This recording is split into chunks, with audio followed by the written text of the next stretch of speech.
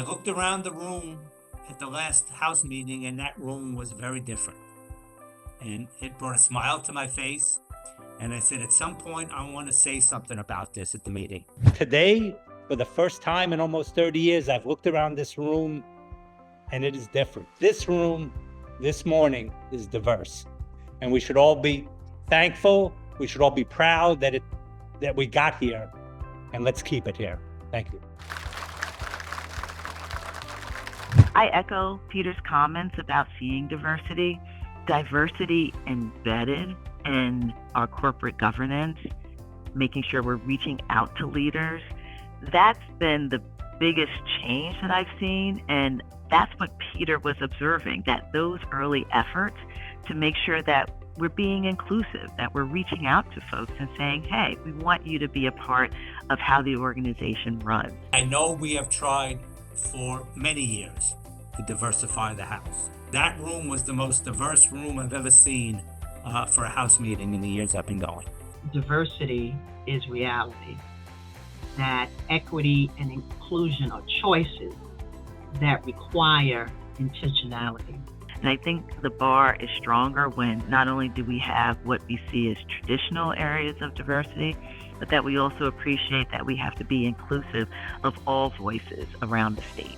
Those who are marginalized, those who are underrepresented, need allies like Peter. Why? Because it's no secret that Peter belongs to a community that is the dominating class. Peter has the power to encourage others to become intentional, to take steps. We are a diverse profession.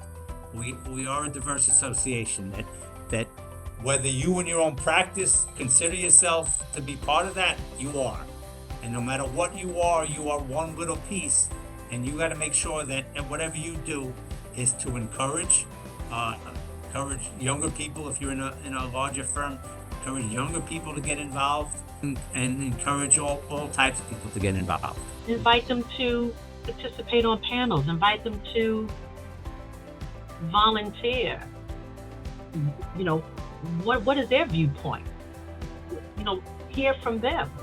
It's about creating a sense of belonging. To me, that's the way everyone can play a role.